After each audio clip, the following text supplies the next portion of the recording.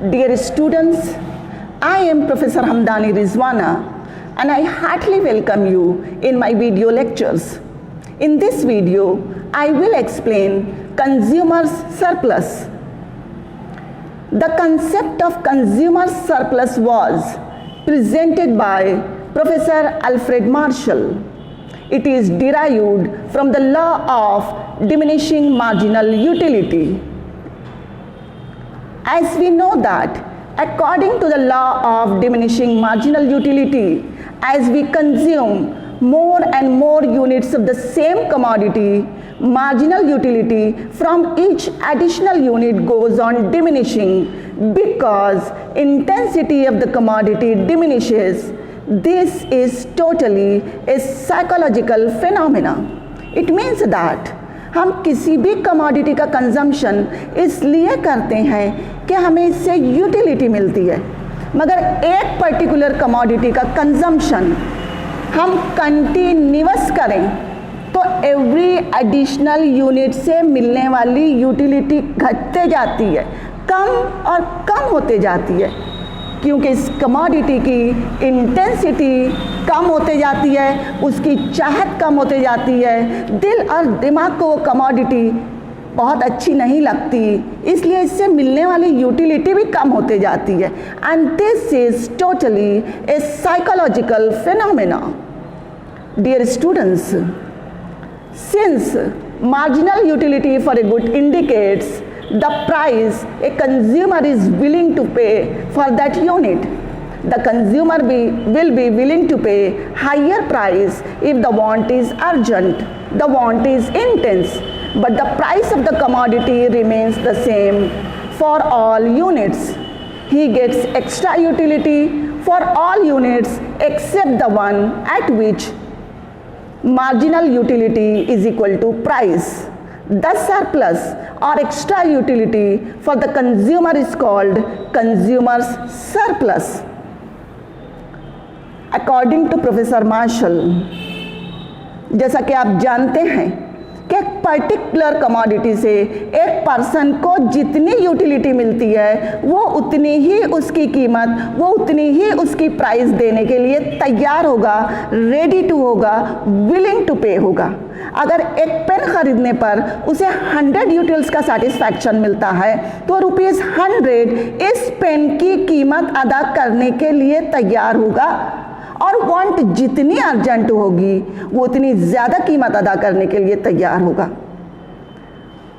As against this, दूसरी तरफ एक कमोडिटी की प्राइस कांस्टेंट होती है जो कि एक कंज्यूमर पे करता है, और मार्जिनल यूटिलिटी के बराबर प्राइस जो वो पे करने के लिए तैयार होता है, विलिंग टू पे होता है, रेडी टू पे होता है, वो दूसरी चीज़ है.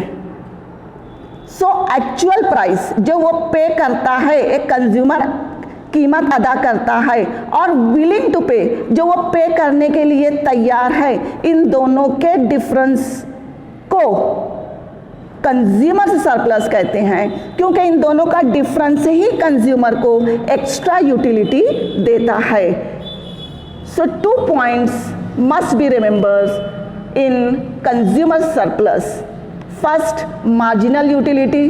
मार्जिनल यूटिलिटी के बराबर वो प्राइस या उस कमोडिटी की कीमत अदा करने के लिए तैयार है, और प्राइस जो कि एक्चुअल पेमेंट है जो एक कंज्यूमर पेमेंट करता है, और दोनों का डिफरेंस जो रहेगा वो एक कंज्यूमर को एक्स्ट्रा यूटिलिटी देता है, जिसे हम कंज्यूमर सरप्लस कहते हैं. In other words, from each unit the amount a buyer is willing to pay for a good minus the amount the buyer actually pays for that commodity is called as consumer surplus. Take an example. Look at the table. It has 4 columns. Column 1 shows units consumed, that is pens purchased 1, 2, 3, 4, 5, 6, 7. Column 2 shows marginal utilities, which is continuously diminishing remember, marginal utilities ये बताता है कि what a consumer is willing to pay, what he is ready to पे।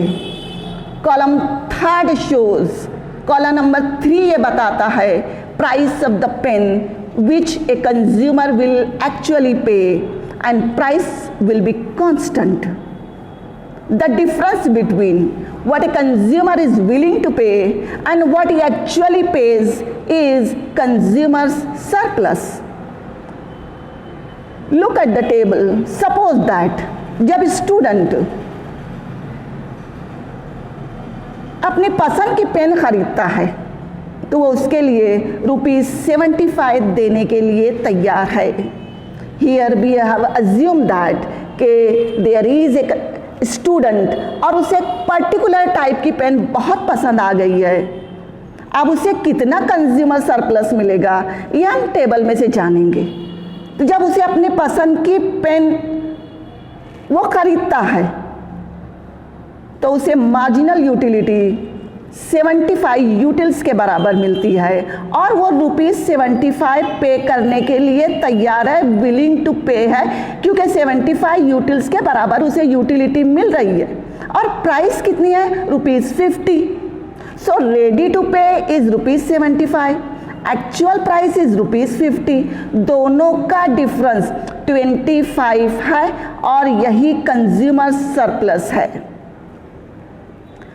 और जब वो दूसरी pen खरीदता है तो मार्जिनल यूटिलिटी कम होकर 70 हो जाती है। इट मीन्स दैट ₹70 वो पे करने के लिए तैयार है, रेडी टू पे है, और प्राइस ₹50 है।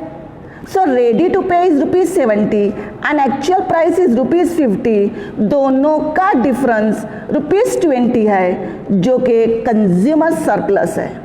जब वो तीसरी पेन खरीदता है तो इसे मार्जिनल यूटिलिटी 65 यूटिल्स की मिलती है, इसलिए वो ₹65 देने के लिए तैयार है और एक्चुअल प्राइस ₹50 है जो कि कांस्टेंट है। So ready to pay is ₹65, actual price is ₹50। दोनों का डिफरेंस 15 है, that is nothing but a consumer surplus. इस तरह उस स्टूडेंट को, उस बायर को 5th यूनिट तक कंज्यूमर सरप्लस मिलता है और 6th यूनिट पर ready to pay is equal to actual price हो जाती है, जिसे हम कंज्यूमर सरप्लस कहेंगे।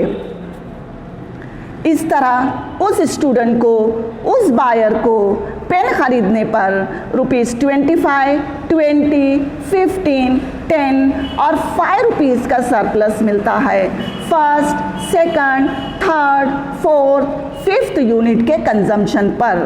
और 6th यूनिट पर marginal utility is equal to price हो जाती है, which shows consumers equilibrium, MU is equal to price। इस तरह कंज्यूमर सरप्लस में 2 चीज़ें हैं, एक मार्जिनल यूटिलिटी जो कि each and every additional unit के कंजम्पशन पर कम होते जाती है, और एक कमोडिटी के कंजम्पशन पर जितनी यूटिलिटी मिलती है उतना ही एक कंज्यूमर इज रेडी टू पे, विलिंग टू पे है। और दूसरी तरफ एक्चुअल प्राइस जो कि कांस्टेंट होती है, और एक्चुअल प्राइस वो है जो एक कंज्यूमर पे करता है। और रेडी टू पे और एक्चुअल प्राइस के डिफरेंस को कंज्यूमर सरप्लस कहा जाता है।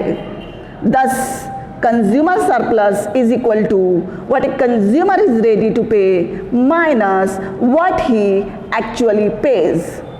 Professor Alfred Marshall defined consumer surplus as the excess of price which a consumer would be willing to pay rather than go without a thing over that which he actually does pay. Thank you. Thanks a lot. Happy learning.